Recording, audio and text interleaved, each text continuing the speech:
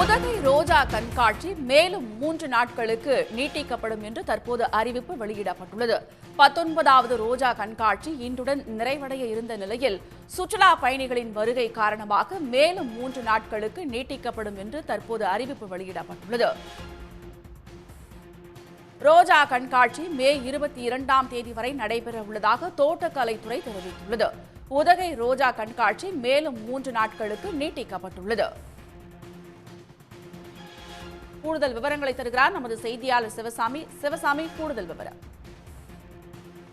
உதகையில் தற்போது கோடை சீசன் நடைபெற்று வருவதால் தினந்தோறும் ஆயிரக்கணக்கான சுற்றுலா பயணிகள் படையெடுத்து வந்த வண்ணமாக உள்ளனர். அவ்வாறு வரும் சுற்றுலா பயணிகள் கண்டு ரசிப்பதற்காக உதகையில் இருக்கக்கூடிய அரசு ரோஜா பூங்காவில் கடந்த மே 10ஆம் தேதி 19வது ரோஜா மலர் கண்காட்சி தொடங்கியது.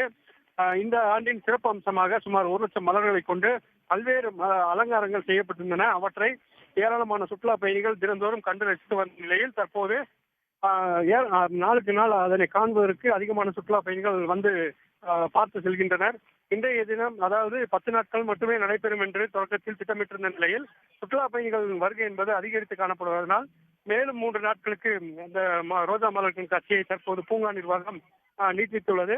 இன்று நடைபெற்ற நிறைவு விழாவில் சிறந்த பூங்காவிற்கான பரிசுகள் வழங்கப்பட்டாலும் சுற்றுலா பயணிகள் வருகை என்பது அதிகரித்திருப்பதனால் வருகின்ற சுற்றுலா பயணிகள் ஏமாற்றம் அடையக்கூடாது என்பதற்காக இன்றும் 22ஆம் தேதி வரை இந்த ரோஜா மலர் கண்காட்சி நடைபெறும் என பூங்கா நிர்வாகம் தெரிவித்திருக்கிறது.